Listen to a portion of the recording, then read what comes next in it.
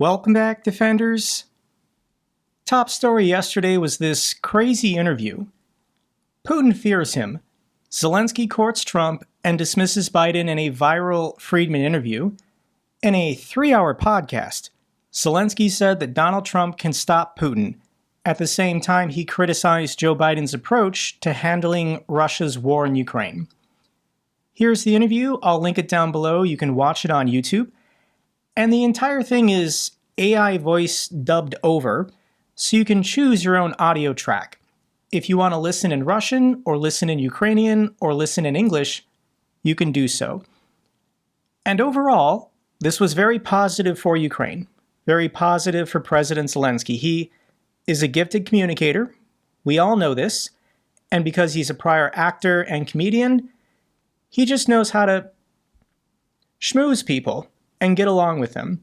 I think Russia was hoping for some kind of slip-up, a 60-second clip that could go viral, making him look bad. And there were no such moments in the entire podcast. Also, if you go down to the comments section, all of the top-ranked comments are either positive towards Ukraine or negative towards Lex Fridman. I highly recommend, if you have a YouTube account, click on the video, give it a like, leave a positive comment. We do want as many Americans and MAGA people as possible to watch this podcast. After watching this, I'm also convinced that Zelenskyy needs to do more. He needs to try and appear on more American podcasts and conservative-leaning podcasts if they'll give him a fair interview. Here's an example of a comment that was left on this video, and it's from the YouTube channel The Government Swamp. I had a negative view of President Zelenskyy coming into this conversation. What you showed here is a man in an impossible situation, doing the best he can with the gifts that God gave him. That's all any of us can do. You both gave me a lot to think about. Thanks for doing this. We converted at least one person. So here are some of the headlines coming out of this interview. It dominated yesterday. Zelenskyy says strong Trump can end Ukraine war. Yeah, this is all about getting Trump on our side. I've made this argument to you guys past the November election that MAGA is divided. MAGA here in the United States is completely unified on many issues, but foreign policy and specifically Ukraine, it's about 50-50. 50% of MAGA supports Ukraine and wants to continue military aid. The other 50%, they're either crazy and they support Russia, or they're just isolationists. They know that Russia is bad and Ukraine is good, but they just think America should stay out of it, and America shouldn't supply money or weapons to support Ukraine in their fight. And we can be honest, Joe Biden has failed. As president for 3 years, Joe Biden has had the opportunity to find a way to end this war and defeat Russia, and he's failed to do so. So Joe Biden leaves office in 10 days, and Donald Trump is coming in. So it's all about telling Trump supporting Ukraine is in his best interest. It's in America's best interest that Russia does not win this war. And it's okay now for anyone to be critical of Joe Biden because he's on his way out. And I do think it's appropriate to be honest about the past. President Obama failed Ukraine. Chancellor Merkel failed Ukraine. Donald Trump was critical of these two people and their positions on Russia. It's important for Zelenskyy and people who support Ukraine to make these arguments. We don't care about the Democrats anymore. The Democrats can't help Ukraine.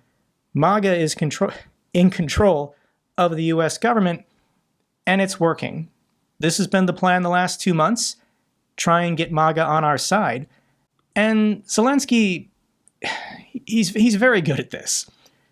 Zelenskyy proposes Trump buying US weapons with frozen Russian assets. He said this in the podcast, and I'm sure this will get Donald Trump's attention. Here's the quote. My answer was to Trump, and this is one of the security guarantees. Take the $300 billion of frozen Russian assets, and we will buy all the weapons from the United States with that money. We don't need gifts. The United States doesn't have to use taxpayer dollars to provide weapons to Ukraine when we have $300 billion in frozen Russian assets. Joe Biden and the G7 and the EU for the last 3 years has resisted seizing this money. They came up with a loan plan based on the interest from the principal, blah, blah, blah. Just take it. I think Donald Trump ethically has no problem taking Russia's money if the Ukrainians say we will only buy US weapons with it. This doesn't have to cost the American taxpayer a single dollar. This is a winning argument. And there are other indications that MAGA is backing off on their criticism of Ukraine. Donald Trump Jr., this is Trump's son, was the biggest critic of Ukraine. And he's not criticized Ukraine since December 4th. It's been over a month. And Donald Trump Jr., who tweets all day, every day, has not said one negative thing about Ukraine. Why would he do this? And it's because his father told him to shut up and knock it off. So there are people in the MAGA movement who have been crazy and critical of Ukraine in the past, people like RFK Jr., and Trump told him, stop saying this stuff. We might need Ukraine on our side. Or in negotiations, we don't want to weaken Ukraine prior to talking to the Russians. So there's a lot of people in MAGA who have backed off Ukraine since early December. This is a good thing. Other highlights from the interview, he's sending 18-year-old boys to die. Zelenskyy says Putin does not love his country. Lex Fridman just displayed an extremely high level of naivete, saying really crazy things like Putin wants peace and Putin loves his country, and Zelenskyy immediately put him in his place. That was probably the highlight of the interview. Another good point in the interview, they don't give a shit. Zelenskyy rebukes those behind the Budapest Memorandum. The UK, Russia, and the United States all signed the Budapest Memorandum. France and China and India, I think, the other nuclear powers also drafted memorandums in support of it. And when Russia launched their full-scale invasion, none of these countries did anything to help Ukraine. You know what I mean. As far as mentioning the security guarantees that should have been there in the Budapest Memorandum. Lex Fridman also asked some pretty standard, predictable questions, one of them being about elections. Why is President Zelenskyy not leaving office? And it's because Russia is bombing civilian cities every day. You can't have free and fair elections when all of your cities are being bombed, when you don't have electricity, when more than 8 million of your citizens are now refugees in other parts of the world. The war has to stop, and this is what Zelenskyy promised Lex Fridman. The war has to stop, Russia has to stop attacking Ukraine, and then immediately they will call for new elections within 90 days. Peace talks with Putin possible if Ukraine has a strong security guarantee. This is the talking point that we need for the next month or two. There's no peace talks with the Russians unless there's real security guarantees that Russia won't violate any kind of agreement and then just attack Ukraine again in a couple months or a couple years or whenever. I did make a condensed version of the interview. Not everyone has 3 hours, so I loaded it into iMovie and I basically cut it down to under 10 minutes. So if you want just the highlights of this 3-hour podcast, I'll link this video down below. It's available on Twitter and Facebook. I can't upload it on YouTube because it might get a copyright strike, but I have uploaded this edited version for both Facebook and Twitter. And I wanted to emphasize in this post that Lex Fridman did a terrible job with the interview. Now, to be fair to Lex Fridman, he didn't have to do this interview, and he was not adversarial. He did not argue with or fight President Zelenskyy on anything. He's trying to remain neutral because he wants to interview Putin next week. But that just isn't a very good interview. When you interview someone, you should be asking them thought-provoking questions to get new and interesting information. You then ask follow-up questions on that new and interesting information to build an engaging discussion. Lex Fridman did none of that. Every time President Zelenskyy mentioned anything, Lex Fridman just ignored it and went on to his next stock question that were pretty absurd. I can go through some of the examples. Lex ignored that Ukrainian children are being stolen by Russia. Lex ignored Russia's violation of the Budapest Memorandum, the Minsk agreements, bringing North Korea into the war, Russia bombing civilian cities in Ukraine nightly.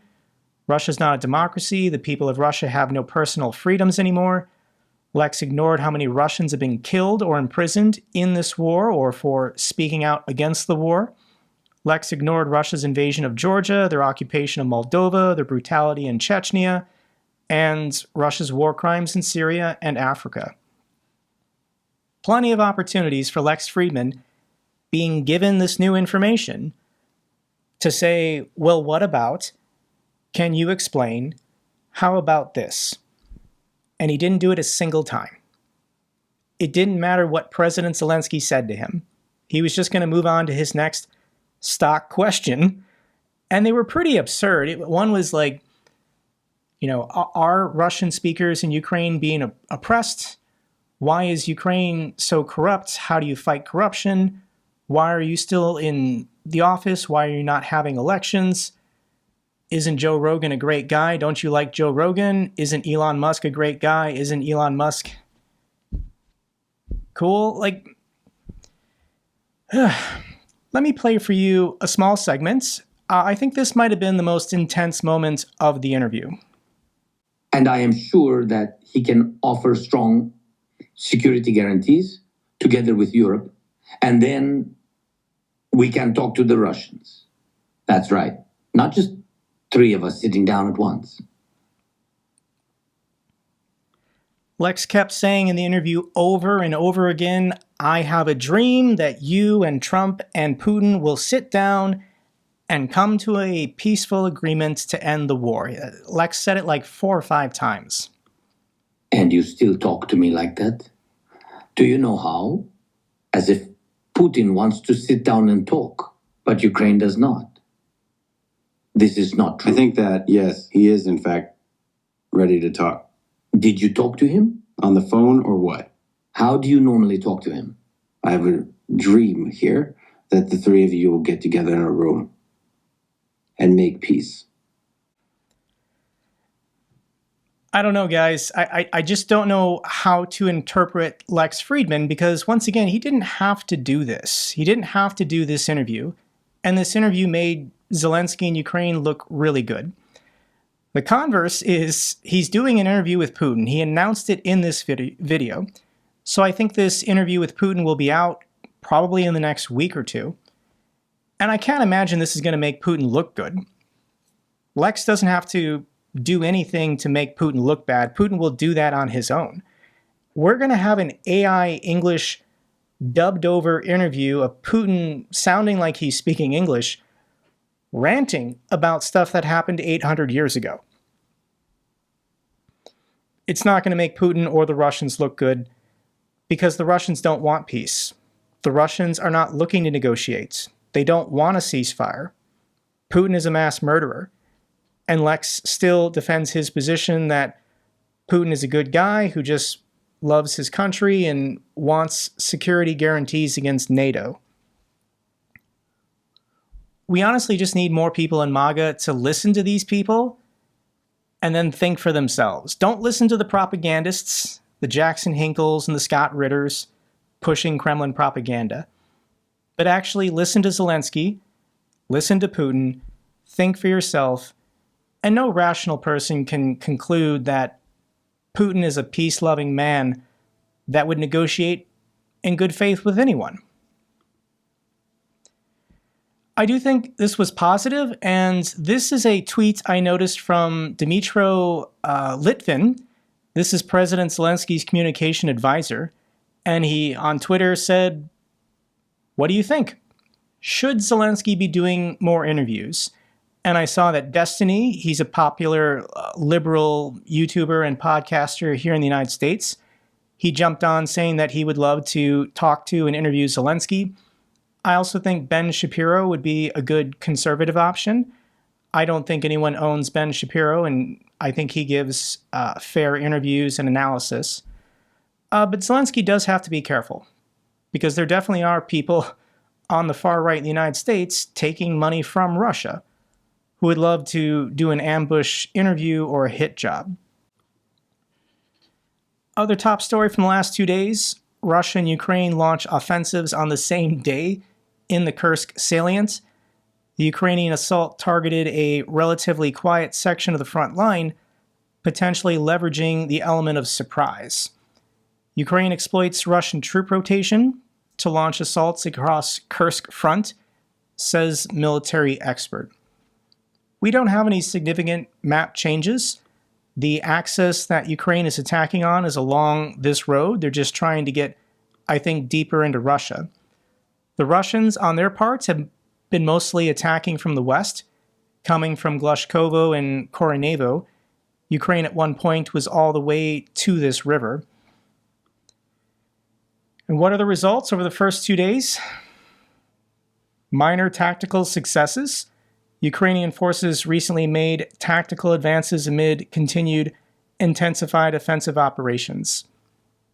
It's wintertime, and this is a mechanized assault through open fields with heavy electronic warfare jamming. Ukraine is trying to expand the area of control to throw the Russians off, and I think mostly just to fluster and frustrate Putin prior to these talks or negotiations he's going to have with Trump in the next 2 or 3 weeks. And this is what Secretary Blinken is saying. Ukraine's position in Kursk is important for future negotiations. This just makes Russia look weak. It just makes Russia look pathetic. Ukraine launched this invasion into Russia almost 6 months ago, and they've been holding on to sovereign Russian territory for almost half a year, with Russia doing everything they can to try and take it back, even bringing in North Korea to do their fighting. It's pathetic, Russia. So will Ukraine advance farther or go deeper? I don't know, but they're doing their best. Have them in your thoughts. Let's get a frontline reports. And this is a crazy story, but 14 Russian soldiers decided to surrender to 2 Ukrainian soldiers rather than continue fighting. 2 Ukrainian paratroopers with the 79th Airborne Assault Brigade captured all these guys who agreed to be interviewed. I'm guessing their morale is 0 and they didn't want to die and they didn't want to fight for Putin anymore. Here's these Russian soldiers speaking for themselves. "We were taken captive by 2 paratroopers. The guys did a clean job. At the right moment, at the right time, they acted, came in and gave us a chance. We were lucky to come out unharmed." This is now a Ukrainian defender giving some of the backstory. "Around 3:30 p.m., give or take, I received an order from the commander to take this bunker. Within 10 minutes, I gathered 2 soldiers and we started moving. We headed there and threw a couple of grenades. At some point, a grenade just flies in right at the entrance." This is now the Russians speaking. "We thought it was our assault troops coming in, so we started shouting, 'It's us, don't shoot.' Then a second grenade was used, which also flew right in at the entrance. Again, we repeated, 'It's us, don't shoot.' The defender then says, 'I told them, shout to them to surrender, and they'll live.' We heard voices, and it was clear that they were speaking Ukrainian.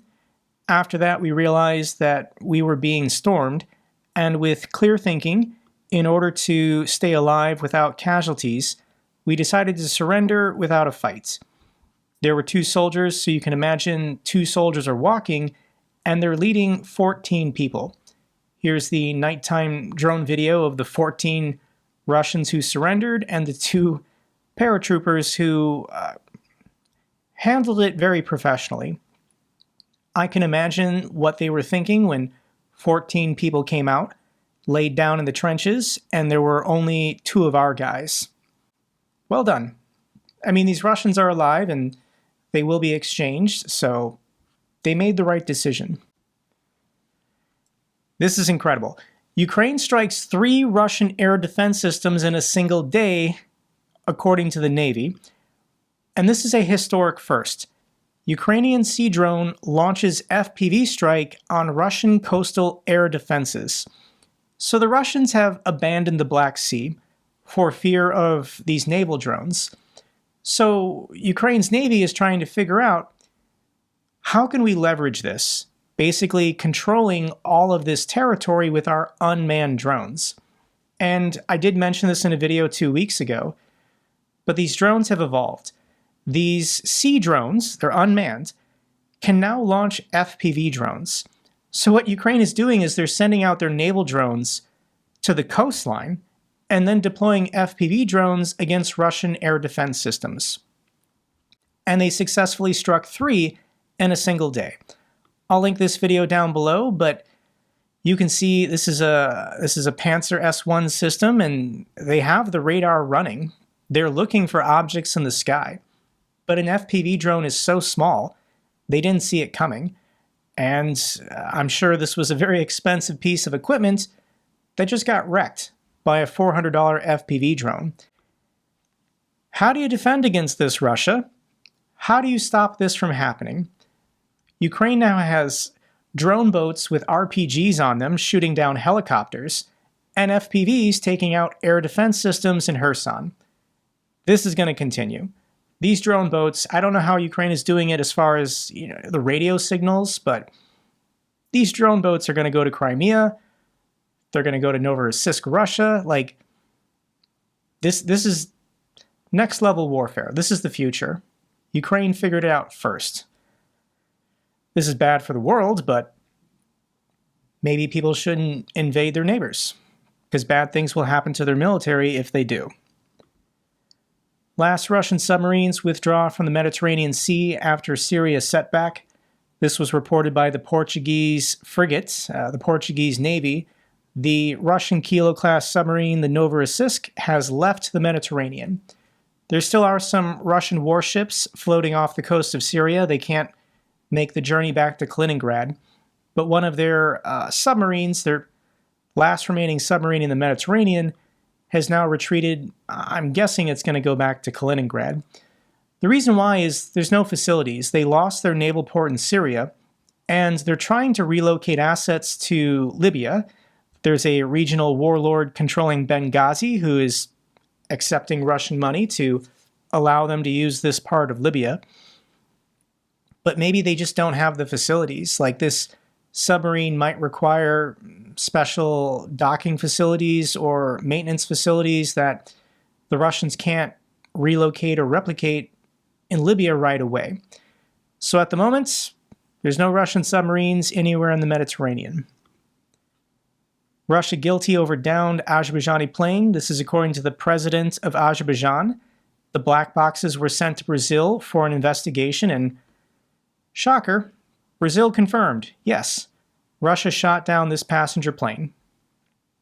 Of course, they thought it was a Ukrainian drone. It wasn't malicious, but it was reckless, and I don't understand why people are still flying on airplanes in Russia when this happens every week.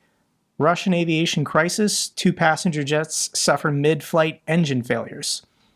These are stolen planes that are not receiving proper maintenance or supplies from Boeing and Airbus. And there are people in this region of the world still insane enough to get on one of these planes. You're risking your life.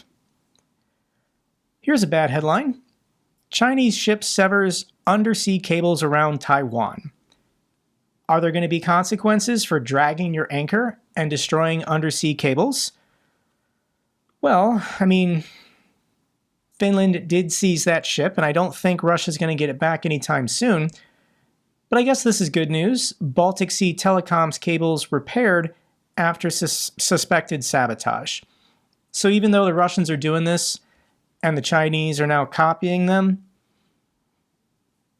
these are still just underwater cables that can be fixed if the money and resources are there. So I think this is damaging Russia and now China's reputation way more than I think they're benefiting from. But if there was a total war or a World War III, all of these cables are going to be cut. And the world is going to get... Our bandwidth speed's going to slow down significantly, guys. That's the problem. Let's get to the good news for Ukraine. Ukraine's real GDP grew by 3.8% in 2024. This is after it fell by almost a third, I think, in 2022. So progress is progress.